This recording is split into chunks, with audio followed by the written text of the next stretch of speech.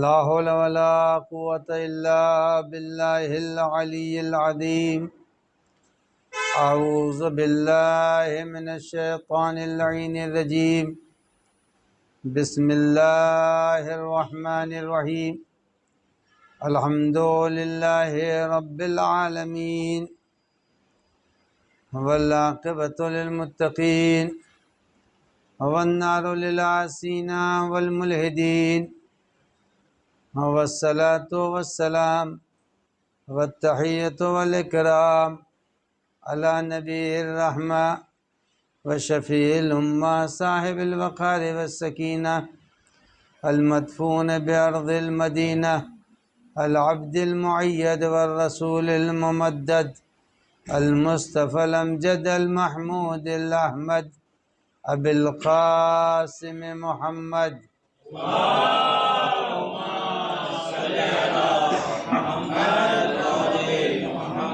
وعلى ابن عمه ووزيره ووصيه وخليفته نور الأنوار حجج الجبار والد الأئمة الأطهار قسيم الجنة والنار المولود في البيت ذي الأستار إمام المشارق والمغارب الذي حبه فرض على الحاضر والغائب غالب كل غالب علي ابن أبي طالب.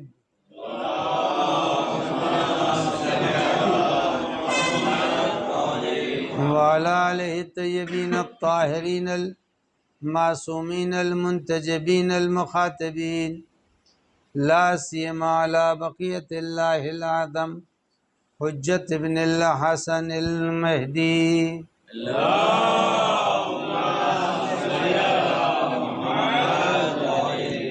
روحي وأرواح العالمين له الفداء واللعنة الدائمة الباقية على أعدائهم أجمعين من ليلنا هذا إلى قيام يوم الدين. أما بعد فقد قال الله الحكيم في كتابه الكريم بسم الله الرحمن الرحيم إن الله اشترى من المؤمنين أنفسهم وأموالهم بأن لهم الجنة. صلوات پڑھ دے محمد وآل محمد.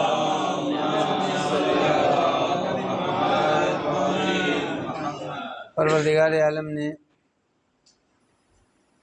اس آیہ کریمہ میں ارشاد فرمایا کہ اللہ مومن کے نفسوں کو خرید رہا ہے. ظاہر ہے جب اللہ خرید رہا ہے تو وہ تو خالق ہے، پیدا کرنے والا ہے. اسے یہ معلوم ہے کہ کون سا نفس اچھا ہے اور کون سا نفس خراب ہے. پہلے یہ بتا دوں کہ نفس کہتے کس کو ہیں، پھر اس کے بعد بات کو آگے بڑھاؤں. نفس اور روح یہ دونوں ایک چیز ہے، الگ الگ چیز نہیں ہے. بس فرق یہ ہے کہ دو الگ الگ زمانے میں دو الگ الگ نام ہیں. کبھی بمبئی تھا، اب کیا ہو گیا؟ ممبئی ہو گیا. تو شہر تو نہیں بدلا نا،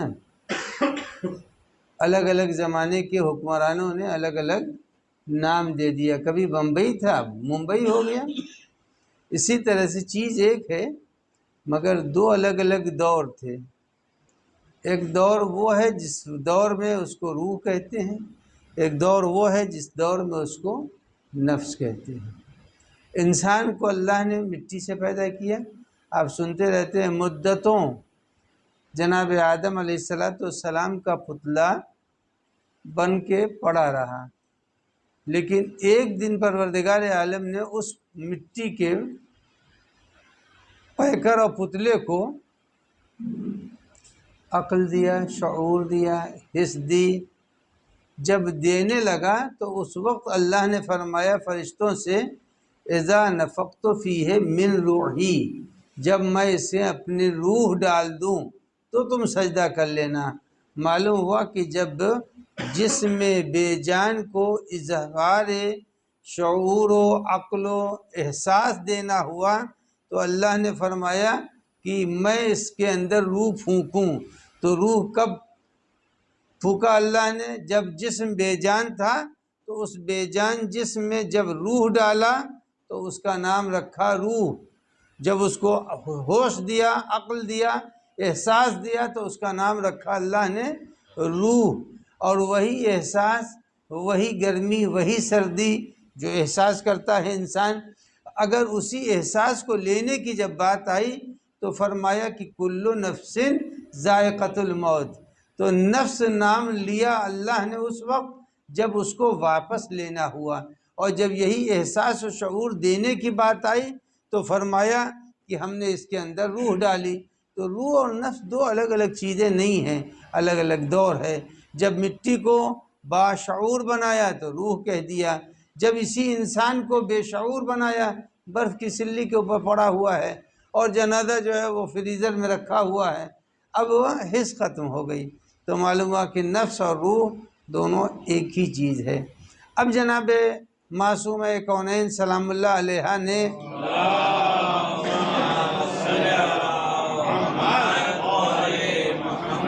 کل جو میں نے تذکرہ کیا تھا، انہوں نے جو خطبہ دیا تھا، خطبے میں شہزادی نے فرمایا کہ نماز ان الصلاۃ تنزیہا لکم عن الشرک۔ آج شہزادی کے دوسرے فقرے کی طرف اشارہ کر رہا ہوں۔ دوسرا فقرہ شہزادی کا ہے والزکاۃ تزکیۃ للنفس۔ زکوٰۃ نفس کو پاک بنا دیتی ہے۔ لفظ زکوٰۃ جب بولا جاتا ہے قرآن میں تو ہمارے ذہن میں آتا، علیکم السلام، ہمارے ذہن میں آتا ہے کہ زکوٰۃ تو وہی جو چند چیزوں پر واجب ہے، جو پر اور گیہوں پر اور بکری پر اور اونٹ پر، لیکن ایسا نہیں ہے۔ زکوٰۃ صرف وہی نہیں ہے جو توضیح المسائل میں لکھا ہے۔ زکوٰۃ کے الگ الگ مرحلے ہیں، زکوٰۃ کے الگ الگ دور ہیں۔ اب امیر المومنین علی ابن ابی طالب علیہ السلام نے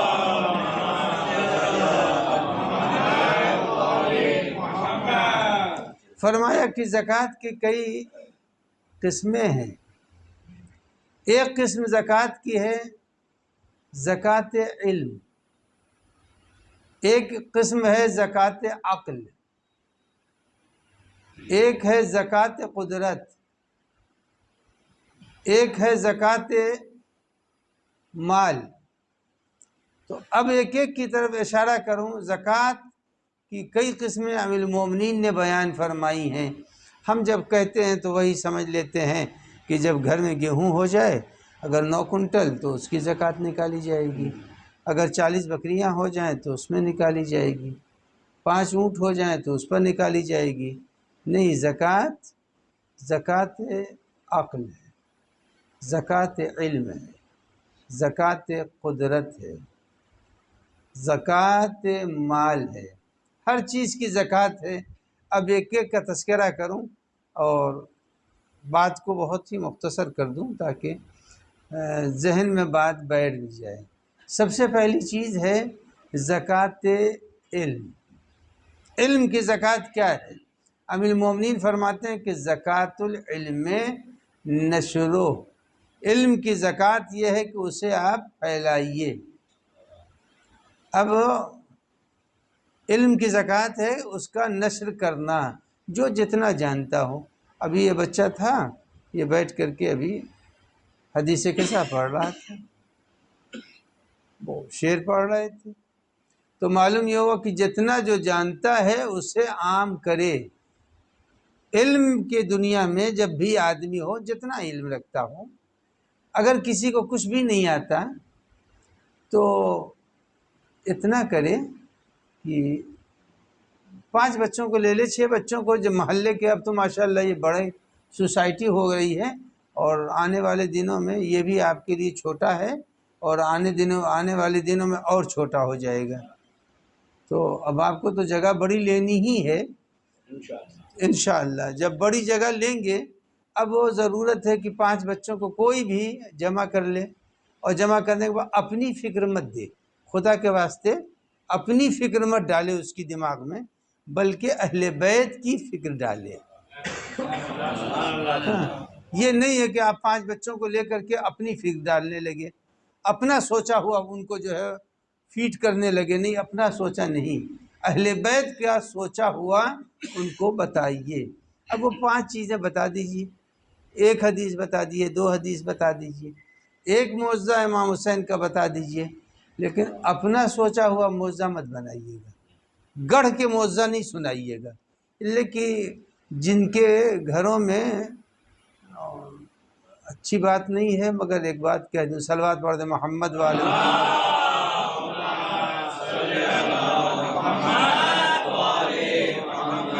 نہیں سناؤں گا نہیں، ایک صلوات پڑھ دیں اور محمد والے محمد۔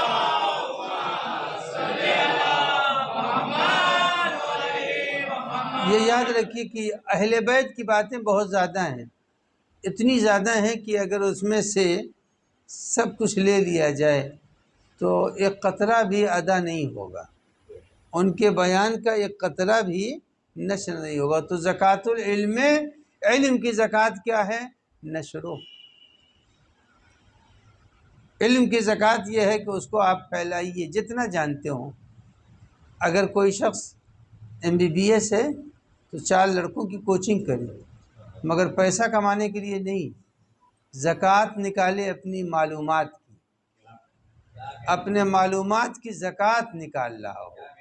جب معلومات کی زکوٰۃ نکالے، مطلب میتھ جانتا ہے، اچھا میتھ جانتا ہے تو 4 بچوں کو پڑھائے، تاکہ اپنے اس علم کو عام کر تو رہا ہے۔ زکوٰۃ العلم نشرو، تو معلوم ہوا کہ زکوٰۃ فقط ایک نہیں ہے۔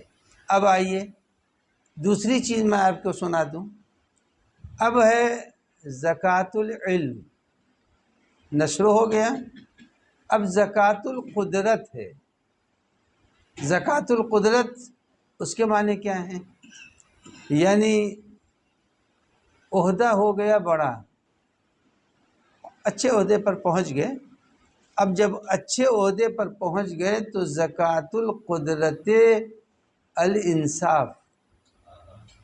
اب امام نے فرمایا، امیر المومنین کا ارشاد ہے کہ اگر تم کو مثلا بن گئے، تم SP بن گئے، اگر بن گئے مثلا تم بڑے آفیسر بن گئے، اب آفیسر بن گئے تو اب جتنے بھی چھوٹے قسم کے لوگ آفس میں آ رہے ہیں وہ کھڑے ہیں۔ امیر المومنین نے فرمایا کہ اگر ظالم کو پہچاننا ہے تو یہ دیکھو اس کے سامنے آدمی بیٹھا ہے یا کھڑا ہے۔ اگر اس کے سامنے آدمی کھڑا ہے تو وہ ظالم ہے، اور اگر وہ اس کے سامنے افسر ہوا کرے، افسر ہونا کوئی بڑی چیز نہیں ہے، انسان میں شرافت ہونا بڑی چیز ہے۔ تو کہا اگر وہ افسر ہو گئے ہیں، ہو جانے دیجئے، لیکن جو آ رہا ہے، میرے پاس تو بہت سے ایسے واقعات ہیں۔ ایک انگریزوں کا زمانہ تھا، ایک جج صاحب تھے، اور وہ جج انگریزوں والی تنخواہ بھی پا رہے تھے۔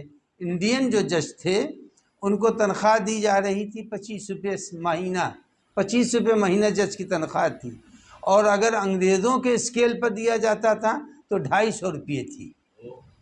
250 روپیہ انگریزوں کا اسکیل تھا۔ تو وہ ایک دن جج صاحب کے پاس بیٹھا ہوا انگریز SP ناشتہ کر رہا تھا، اتنی دیر میں وہاں سے ایک کانسٹیبل ان کے عزیز گزرے، تو SP صاحب بیٹھے ہیں اور جج صاحب نے اپنے عزیز کو بلا لیا کہ ارے بھائی فلاں صاحب آئیے، ناشتہ کر کے جا ہی تو رہے ہیں، ناشتہ کر کے چلے جائیے۔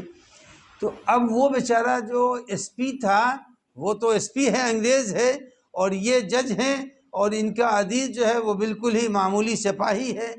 تو ناشتے کے بعد جب وہ چلا گیا تو انہوں نے اپنے عزیز جج سے کہا کہ آپ نے SP کے سامنے مجھے بلا کر کے ناشتہ کرا دیا۔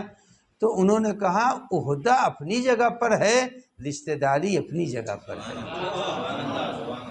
تو آدمی کو یہ خیال رکھنا چاہیے، اگر اللہ نے خاندان میں عزت دے دی ہے تو عزت کے معنی کیا ہے؟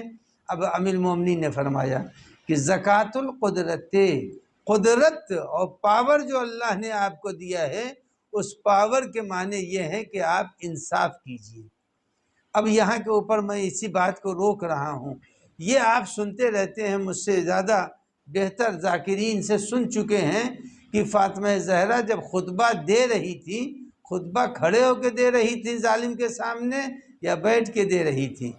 زہرا کا خطبہ کھڑے ہو کے دینا سامنے والے کے ظلم کی حکایت کر رہا تھا۔ تو اب معلوم ہوا زکوٰۃ فقط یہ نہیں ہے کہ جو گیہوں کی زکوٰۃ نکال دیا، کشمش و خرمے کی نکال دی۔ زکوٰۃ کے دو مرحلے، علم کی زکوٰۃ بھی نکالنی چاہیے، اور اس کے ساتھ ساتھ آدمی کو قدرت کی زکوٰۃ نکالنی چاہیے۔ اس کے بعد ایک جملہ اور امیر المومنین نے فرمایا، 5 چیزیں فرمائیں، پانچوں چیزیں 20-20 منٹ کی ہو جائیں اگر تو کیا حشر ہوگا مجمع کا ہمارے۔ ایک صلوات پڑھ دیں محمد والے محمد۔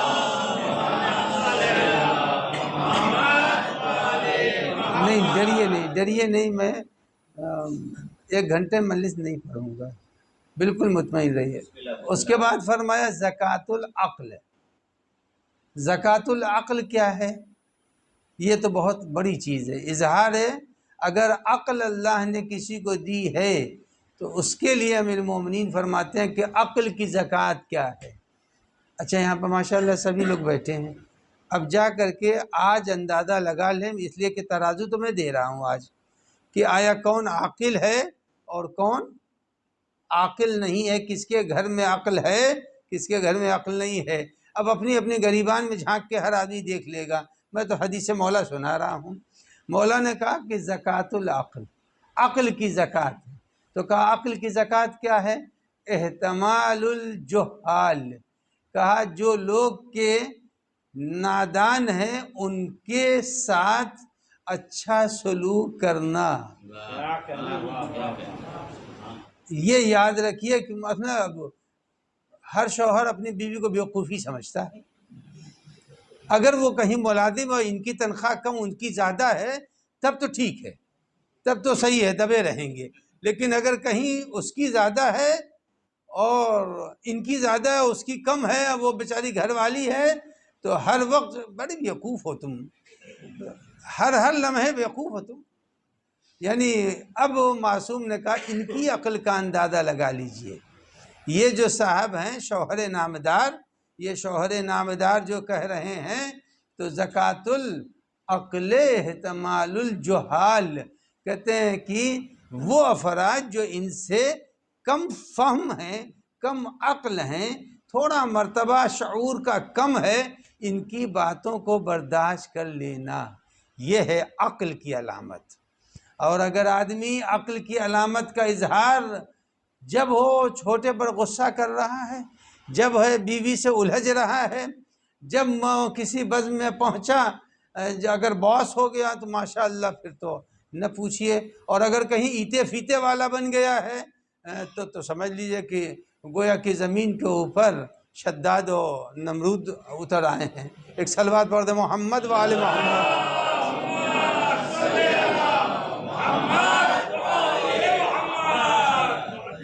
تو اب فرمایا کہ زکوٰۃ العقل، عقل کی زکوٰۃ یہ ہے۔ اور عقل کو عقل کہتے کیوں ہیں؟ عقل کو عقل کیوں کہتی؟ یہ بھی سب بچوں کے لیے باتیں ہیں۔ عقل اصلاً عقال کہتے ہیں اس رسی کو جس سے اونٹ باندھا جائے۔ اونٹ کے پیر میں رسی باندھ دی، اب جو باندھ دی تو اب وہ ہوتی ہے گول رسی، عقال اسی کو بولتے ہیں جس سے اونٹ باندھا جائے۔ اچھا، یہ بات لغت میں بھی ہے اور ڈکشنری میں بھی ہے اور ہم لوگوں نے پڑھا بھی ہے کہ عقال بولتے ہیں اس کو، اس رسی کو جو رسی اونٹ کے پیروں میں باندھ دی جائے تاکہ بہکنے نہ پائے۔ تو عقل کو عقل اس لیے کہتے ہیں تاکہ انسان ادھر ادھر بہکے نہیں۔ اب اگر آج کل نہیں معلوم، آپ حضرات نے یقیناً دیکھا ہوگا وہ جو سعودی کا چھوٹا شیطان ہے، اس کو تو سبھی جانتے ہیں، نام کہاں لوں اس کا، لیکن اچھے آدمی کا نام لیا جاتا ہے، اگرچہ اس کا نام اچھا ہے لیکن عمل اچھا نہیں ہے، کردار اچھا نہیں ہے، لہذا ہم اس کو جو ہے نام سے نہیں یاد کرتے۔ آپ لوگوں نے دیکھا کہ یہ جتنے بھی ہیں اپنے سر کے اوپر ایک موٹی سی کالی رسی اور ایک ڈالے ہوئے ہیں، اس کو بھی عرب عقال بولتے ہیں۔ معلوم یہ ہوا کہ عقال کہتے ہیں اس رسی کو جو عرب لگا رہے ہیں، یعنی خود ہی اعلان کر رہے ہیں کہ ہماری عقل جو ہے وہ بندھی ہوئی ہے۔ جس کی عقل بندھی ہوئی ہوگی وہ کھلی عقل والوں کا مقابلہ کر ہی کہاں سکتا ہے۔ اب آپ دیکھیے کہ سارے عربوں کی عقل بندھی ہوئی ہے، اور ایک ایسا ملک ہے جس کے یہاں عقل اتنی کھلی ہے جو امریکہ سے ٹکرا رہا ہے، جو اسرائیل کو جھوٹے، جو ان کے بڑے اونچی پرواز کرنے والے ڈرون کو گرا لیتا ہے، تو معلوم یہ ہو کہ زکوٰۃ العقل احتمال الجہال، عقل کی پہچان یہ ہے کہ جاہلوں کو برداشت کرنا چاہیے، جاہل کو برداشت کرنا خود علامت عقل ہے۔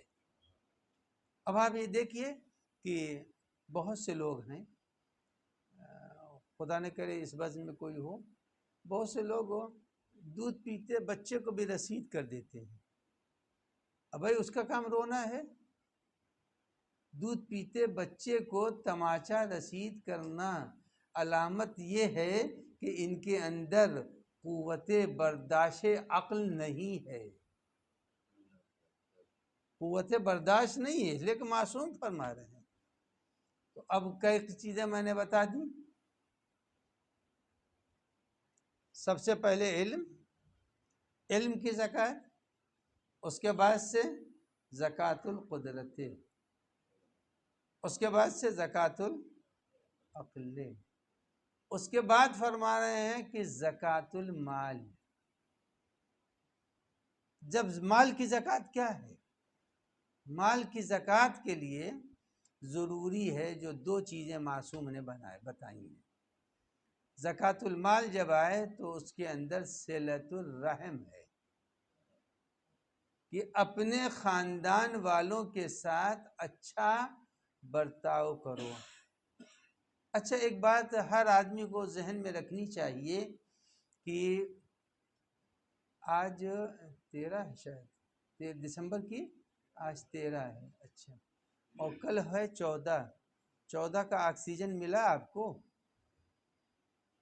14 کا آکسیجن، 14 کا پانی، 14 کی ہوا، وہ آپ کو ملی یا نہیں ملی؟ ابھی 14 آیا ہی نہیں ہے تو ملے گی کہاں سے؟ نہ 14 کا آکسیجن ملا، نہ 14 کا پانی ملا، نہ 14 کی ہوا ملی، نہ 14 کی دھوپ ملی، ابھی 14 کا تو کچھ نہیں ملا۔ جو کچھ ملا ہے وہ آج اس وقت تک 13 کا ہے، 12 کا ہے، 11 اور سب پچھلے دنوں کی چیزیں ہمارے پاس اس وقت ہیں، آنے والی دنوں کی کوئی چیز ہمارے پاس نہیں ہے۔ حتیٰ کہ آنے والے دنوں میں جو وقت آئے گا اس میں ہمارے پاس ہماری سانس بھی ابھی نہیں آئی ہے، سب چیز تو ہماری ابھی۔ اب وہ فرما رہے ہیں کہ اگر تم کو اللہ نے مالدار بنایا ہے تو ہر مالدار کا فریضہ ہے کہ وہ اپنے کمزور عزیزوں کا خیال رکھے، اور اگر اپنے کمزور عزیزوں کا خیال نہیں رکھا، آپ نے دیکھا ہے اگر بینک کے کیشیئر کا اخلاق اچھا نہیں ہے اور 2-4 شکایتیں اس کی باس کو مل جائیں تو نتیجہ کیا ہوگا؟ نتیجہ تو جانتے ہی ہیں نا، نتیجہ کیا ہوگا؟ یا وہاں سے ہٹا دیے جائیں گے یا سروس ہی سے نکال دیے جائیں گے۔ پروردگار عالم کہتا ہے کہ مال تمہارا نہیں ہے، تم ہمارے مال کے کیشیئر ہو، یہ یاد رکھنا، یہ مال تمہارا نہیں ہے، یہ میرے مال کے تم کیشیئر ہو۔ جب کیشیئر ہو تو کیشیئر کو چاہیے کہ اچھا سلوک کرے، کا مالدار میں نے بنایا ہے، جب مالدار میں نے بنایا ہے تو تم یاد رکھو اس مال کو خرچ کرو۔ کہاں کہاں خرچ کرو؟ کہ اپنے قرابت داروں پر خرچ۔ قرابت دار میں کون کون لوگ آتے ہیں؟ قرابت داروں کا ایک بہت بڑا سلسلہ ہے، مگر میں نچوڑ کے قرابت دار کو بچا دیتا ہوں۔ ایک صلوات پڑھ دے محمد والے محمد۔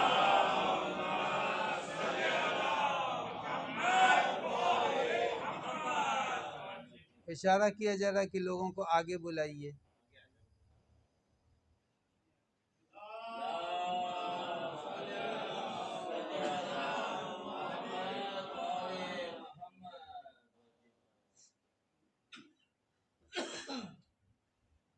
اٹھ اٹھ کے آئیے، معذور کی طرح کھسک کھسک کے کیوں چل رہے ہیں؟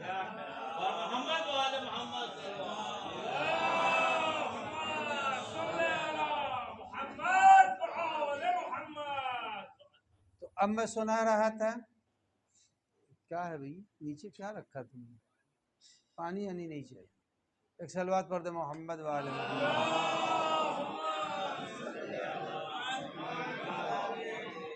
تو زکوٰۃ المال ہے، تو زکوٰۃ المال میں کیا تم مدد کرو، قرابت داروں کی مدد کرو۔ اگر قرابت دار بھی تمہارے ہی جیسے ہیں ماشاءاللہ، تو یہ نظام دنیا میں کوئی نہ کوئی تم کو مل ہی جائے گا، کوئی نہ کوئی تم کو مل جائے گا۔ تم کسی ایسے کی مدد کرو، لیکن مدد کے طریقے ہوتے ہیں۔ ایک مدد وہ ہے جو عارضی ہے، ٹیمپریری جسے آپ لوگ بولتے ہیں، اور ایک وہ مدد ہے جو مدد دائمی ہے۔ تو دائمی، اچھا یہ مال جو ہے، یہ مال بہت دنوں انسان کے پاس نہیں رہتا ہے، جو حدیثوں میں ہے اور قرآن کی آیت ہے کہ یہ مال رد و بدل ہوتا رہتا، آج زید کے پاس ہے، کل عمرو کے پاس ہے، بکر کے پاس چلا جائے گا۔ لیکن ایک چیز وہ ہے جو کبھی نکلتی نہیں انسان سے، اس کا نام ہے علم۔ علم کبھی بھی انسان سے نکلتا نہیں ہے، مال ہاتھ سے نکل جائے گا۔ اسی لیے میں نے قرآن کے اندر یہ نہیں دیکھا اللہ نے پیغمبر سے کہا ہو کہ رب زدنی مالن، یہ اللہ نے نہیں کہا پیغمبر سے یا کہ اے میرے نبی کہیے کہ یا اللہ مجھے مالدار بنا دے، نہیں، یہ ملتا ہے کہ کہا قل رب زدنی علما، اے پالنے والے میرے علم میں اضافہ کر دے۔ تو معلوم ہوا کہ علم جتنا بڑھتا جاتا ہے اتنا ہی انسان میں وزن پیدا ہوتا ہے، اور جب علم نہیں رہے گا تو آپ دیکھ لیجئے کہ اگر کاغذ گر جائے تو اڑ جائے گا، لیکن اگر قلم گر جائے تو نہیں اڑتا۔ تو معلوم ہوا کہ علم کے آثار میں سے ایک چیز قلم ہے، اگر قلم گرتا ہے تو اڑتا نہیں ہے۔ تو اب پتہ چلا کہ اگر انسان میں علم آ جاتا ہے تو عالم سے مراد یہ نہیں سمجھیے گا کہ امامہ لگا لے، نہیں، ہر علم علم ہے۔ جتنے بھی علم ہیں، سائنس کا علم ہو، جو بھی علم دنیا کا تصور کر لیا جائے، سارے کا سارا علم اہمیت رکھتا ہے۔ اور میں ایک بات مسلسل کہتا ہوں کہ خالی اللہم کل ولیک الحجت ابن الحسن کہنے سے کام نہیں چلے گا، اس سے یہ کہنے سے کام نہیں چلے گا۔ امام زمان تشریف لائیں گے کہ نہیں لائیں گے؟ سب لائیں، سب کہتے ہیں لائیں گے۔ جب لائیں گے تو امام اس دنیا کے حاکم ہوں گے یا محکوم؟ حاکم ہوں گے نا۔ جب حاکم ہوں گے تو امام کو ضرورت کیسے کیسے لوگوں کی پڑے گی؟ امام کو فقط مولوی کی ضرورت نہیں پڑے گی، امام کو پائلٹ کی ضرورت بھی پڑے گی، امام کو پرنسپل کی ضرورت بھی پڑے گی، امام کو پانی کے اندر چلنے والی کشتیوں کی بھی ضرورت چلانے کی۔ تو جتنے بھی دنیا کے علوم ہیں، سارے علوم کی ضرورت امام کو ہوگی۔ تو اگر آدمی یہ سوچ کر کے کسی کو پڑھا دے کہ یہ پڑھ لے گا، ہو سکتا ہے کہ ظہور امام ہو جائے، تو یہ امام کے ناصروں میں سے ہوگا۔ تو کبھی بھی یہ نہیں سوچنا چاہیے کہ یہ اچھا یہ بتائیے جگہ مسجد تو نہیں ہے، یہ تو صحیح ہے، مسجد تو نہیں ہے، لیکن اگر کوئی ایسا آدمی نوجوان جس کی مہری بالکل گندی ہو زمین کے اوپر اور آلودہ اس پینٹ کے ساتھ یہاں آنے لگے، آپ روک دیں گے نا بھائی اس سے کہ بھائی یہ نہیں، یہ زمین جو ہے وہ پاک و صاف ہے، یہ تمہارے آنے کی جگہ نہیں ہے، پہلے تم اپنے کپڑے کو پاک کرو پھر آنا، یہاں نماز پڑھی جاتی ہے۔ یعنی اگر ایک نوجوان گندے پینٹ کے ساتھ جس میں کیچڑ اور مٹی اور دھول اور پانی لگا ہوا ہو، آپ اس کو یہاں آنے نہیں دیتے، جبکہ یہ جگہ آپ کی نہیں ہے، یہ نہ گھر آپ کا ہے نہ یہ جگہ آپ کی ہے۔ تو جب ایک معمولی سی جگہ پر آپ کسی کو آنے نہیں دے رہے ہیں تو یہ یاد رکھیے معاشرے کا ایک نوجوان بگڑ رہا ہے، اس کو بگڑتے ہوئے دیکھ کیسے رہیں، بگڑتے ہوئے دیکھ کیسے رہے ہیں۔ تو عزیزان گرامی، پہلی چیز یہ ہے کہ آدمی کو اگر مالدار ہے تو مال کو یوں صرف نہ کرے۔ اچھا دیکھیے، اس سے اچھا کپڑا بھی تو ہوگا نا بھائی، اس سے اچھا بھی کپڑا ہوگا، لیکن اگر اسی کپڑے کو میں پہن رہا ہوں تو اس سے ہماری کوئی توہین تو نہیں ہو رہی؟ آپ کے بدن کے اوپر کپڑے ہیں، اگر آپ اس سے مہنگا کپڑا پہن لیں، اس سے مہنگا موبائل لے لیں، اس سے مہنگی گاڑیاں لے لیں جو آج کل استعمال ہو رہی ہیں تو لے سکتے ہیں، لیکن اگر اسی خرچ کو روک کر ایک نادار کو علمی دنیا میں ترقی دے دیں تو وہ زیادہ مفید ہے یا 5 سال کے بعد یہ گاڑی ختم ہو جائے گی؟ تو امام نے فرمایا کہ زکوٰۃ المال یہ ہے کہ آدمی اپنے قرابت داروں کی مدد کرے۔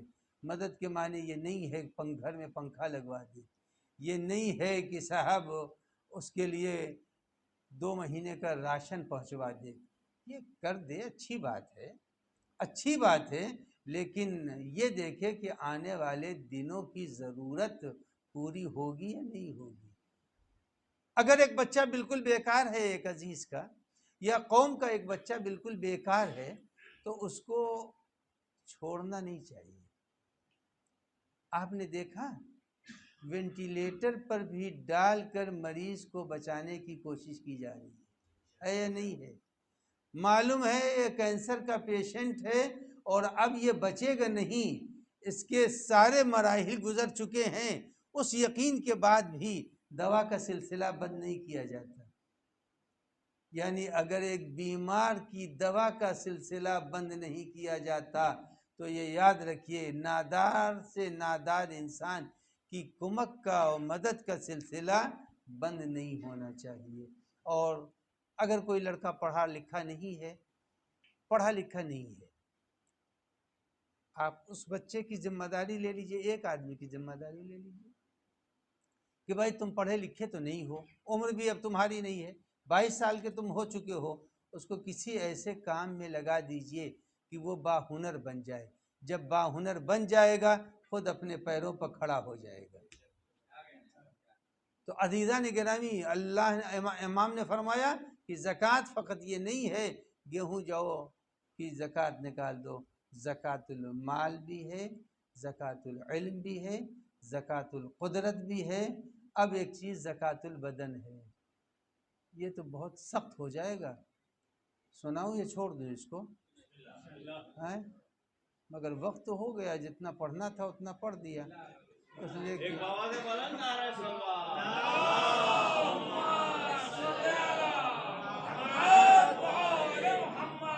تو امام نے 5ویں چیز کہا زکوٰۃ البدن، بدن کی زکوٰۃ۔ اب بدن کی زکوٰۃ کیا کریں گے بھائی؟ زکوٰۃ البدن ہے کیا؟ تو امام نے فرمایا کہ زکوٰۃ البدن الصیام، کہا بدن کی زکوٰۃ یہ ہے کہ روزہ رکھو۔ اب یہ نہیں خیال کیجئے کہ روزے کے فوائد کیا ہیں، پہلے روزے کے فوائد کو آپ کی خدمت میں بیان کر دوں اور اس کے بعد آپ کی زحمت کو تمام کر دوں۔ روزے کے فوائد کیا ہیں؟ ہفتے کا ایک دن تو ریسٹ کا ملتا ہے نا، سنڈے ملتا ہے نا، سنڈے ریسٹ کا دن ہے۔ ریسٹ کا دن جب آپ کو ملتا ہے تو آپ سوتے ہیں، دیر سے اٹھتے ہیں، لیکن یہ یاد رکھیے اگر اسی دن روزہ رکھ لیا جائے تو کتنا اچھا ہے، اس لیے کہ روزہ رکھنا فقط روزہ ہی نہیں ہے، بلکہ روزہ رکھنے سے آدمی کے بدن میں، پیغمبر کی ایک حدیث سنا کے زحمت کو تمام، پیغمبر نے فرمایا سومو تسہو، کرلا میں مجلس پڑھ رہا تھا آپ کے یہاں، اب تو آپ یہاں کے ہو گئے، پہلے کرلا کے تھے، کرلا میں مجلس پڑھ رہا تھا، 29 شعبان یا 28 شعبان کی مجلس تھی، میں نے کہا دیکھیے یہ پیغمبر کا اعلان ہے، کسی الیکشن کے پہلے نیتا کا اعلان نہیں ہے کہ میں روڈ بنوا دوں گا اور میں 15 لاکھ دے دوں گا اور میں یہ کر دوں گا وہ کر دوں گا، یہ کسی نیتا کا اعلان نہیں ہے، یہ اس کا اعلان ہے جس کے اوپر رب العزت قربان ہے، اس پیغمبر نے فرمایا ہے کہ سومو تسہو، روزہ رکھو صحت ہو جائے گی۔ تو ایک صاحب نے مجھ سے کرلا میں پوچھا کہ میں تو شوگر پیشنٹ ہوں، ہم نے کہا ٹھیک ہے شوگر پیشنٹ ہے، نہیں رکھ سکتا بھائی نہ رکھے، لیکن کوشش کرنے میں کیا جاتا ہے، کوشش کیجئے، دیکھیے آپ کی شوگر بڑھتی ہے گھٹتی ہے، ایسی صورت میں جب آپ اپنے کو محسوس کریں کہ نہیں رکھ سکتے نہ رکھیے۔ پھر انہوں نے عید کے 2-3 دن کے بعد مجھے فون کیا اور فون کر کے کہا کہ میں نے آپ کی تقریر کے بعد پورے مہینے روزے رکھ لیے اور شوگر پر کوئی اثر ہی نہیں ہوا، بلکہ میں نارمل ہماری رفتار ہو گئی زندگی کی۔ تو معلوم ہوا نبی نے کیا کہا، سومو تسہو، روزہ رکھو صحت ہو جائے گی۔ ہر آدمی، میں یہ نہیں کہتا، عموماً اعتبار کو، اور ایسے دنوں میں جو چھٹیوں کے دن ہوتے ہیں آدمی دیر سے سو کے اٹھتا ہے، تو کیوں نہیں دن چھوٹا جب ہو تو روزہ رکھ لو، پیغمبر کی حدیث ہے کہ دن چھوٹے جب ہوں تو روزے رکھ لو، اس لیے کہ چھوٹے دن میں احساس نہیں ہوگا، 5:55 کے اوپر نماز صبح کا وقت ہے، اگر 5:45 بجے بھی سحر کھا کر کے آدمی نماز پڑھ کے روزہ رکھ لے، اور شام کئے بجے ہو رہی ہے، 6:16 پر، 6:16 پر، میں نے تو وہ روزہ بھی دیکھا ہے، اور اس جگہ ہندوستان میں نہیں دیکھا، ہندوستان کے باہر دیکھا، روزہ 8:45 بجے روزہ افطار کا وقت ہوتا تھا، اور ابھی دعا میری ختم نہیں ہوتی تھی کہ صاحب خانہ سحر لے کے چلے آئے کہ لیجئے سحر کیجئے۔ تو 22 گھنٹے 21 گھنٹے کے روزے بھی ہوا کرتے ہیں، یہ بمبئی والے تو خوش نصیب ہیں، ان کو تو لمبے روزے ملتے ہی نہیں ہیں۔ تو اب تو 24 مارچ سے شاید رمضان شروع ہو جائے گا، تو معصوم نے فرمایا کہ زکوٰۃ البدن الصیام، کا روزہ رکھ لو، اور جتنی دیر تم روزہ رکھو گے، تو روزے میں آدمی کس کا مہمان ہو جاتا ہے؟ خدا کا مہمان ہو جاتا ہے، تو اس سے بڑا کیا ہے کہ آدمی اپنے رب کا مہمان ہو جائے۔ تو عزیزان گرامی، شہزادی نے کیا فرمایا؟ شہزادی نے فرمایا کہ زکوٰۃ تو نفس سے، یاد رکھنا نفس کی زکوٰۃ کیا ہے؟ شہزادی نے فرما دیا کہ نفس کی زکوٰۃ یہ 5 چیزیں ہیں جو امیر المومنین نے بیان کر دیا۔ تو ہر آدمی کو چاہیے کہ آدمی اپنے عہدے کا، اپنے مال کا، اپنے پاور کا استعمال کرے، اور اگر انسان نے یہ نہیں کیا تو پھر رب العزت کبھی بھی یہ چیزیں اس سے چھین سکتا ہے۔ ایک بزرگوار تھے، مرحوم ہو گئے، ایک صلوات پڑھ دیں تو بات بھی تمام کر دیں۔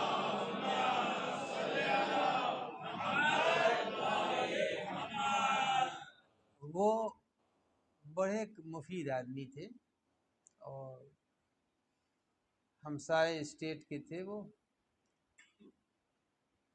جو ان کے ہاں چلا گیا، وہ خود بڑی پوسٹ کے اوپر تھے، جو ان کے ہاں چلا گیا تو انہوں نے، کسی نے بھی کہا کہ ہمارے لڑکے کو ہاں دلوا دوں گا، تو وہ اپنی پوسٹ کے سہارے سب کو نوکریاں دلواتے رہے، اگر کوئی کہیں پڑھا ہوا نہیں ہے تو اس کو کہیں مالی وغیرہ کی جگہ کے اوپر بھی لگوا دیا۔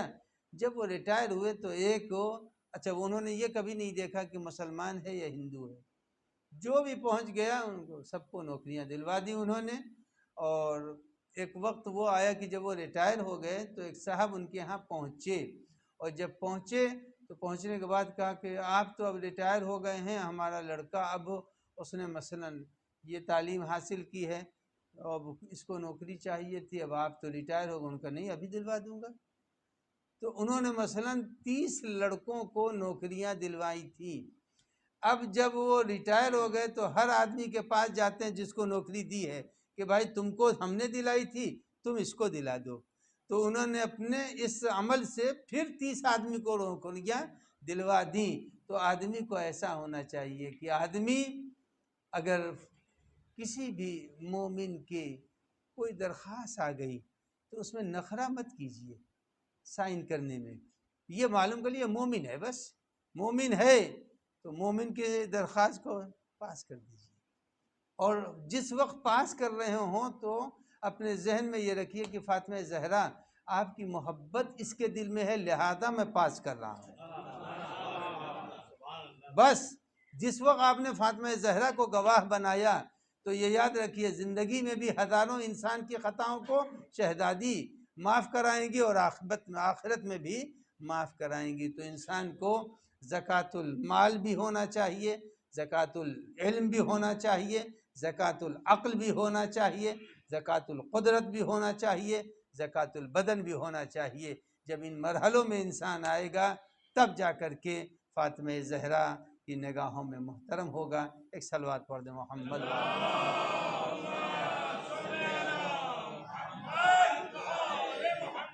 تو یہ ایام ہے فاطمہ زہرا کی شہادت کے، اور بیوی پر کیا کیا مظالم نہیں ہوئے، بیوی پر کیا کیا ظلم نہیں ہوئے۔